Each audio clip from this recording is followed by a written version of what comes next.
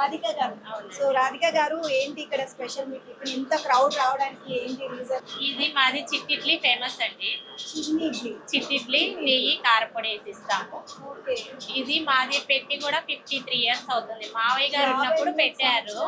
అవును, మావయ్య గారు ఉన్నప్పుడు పెట్టారు.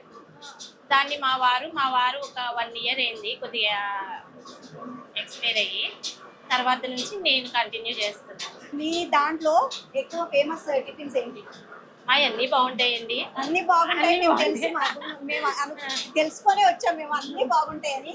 బట్ బాగా ఇక్కడ అంటే ఎక్కడ లేనివి మనం మాది ఇక్కడ పులిహార దోశ ఫేమస్. స్టార్టింగ్ అయితే మా హోటల్లోనే పులిహార దోశ పెట్టాము. పులిహోర దోశ ఫస్ట్ టైం వింటున్నా. పులిహోర దోశ అయితే మనందరికి తెలుసు. పులిహోర దోశ మాత్రం నేను ఎప్పుడు వెళ్ళలేదు, నిజంగా చెప్తున్నాను. స్టార్టింగ్ మా హోటల్లో పెట్టాము. చిన్న చిన్న ఇడ్లీ కూడాను గుంటూరు మొత్తంలో మా మావయ్య గారే ఫస్ట్ స్టార్ట్ చేశారు.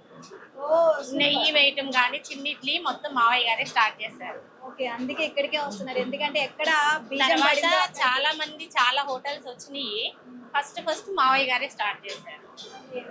దానికి ఆలోచన చాలా బాగా వచ్చింది. సో ఇంకేంటి ఫేమస్ ఇక్కడ? పులి పొంగలాలు వేస్తాము. పొంగడాలా? రౌండీ కాదు, దోశలు చిన్న చిన్నవి పులి పొంగలాలు.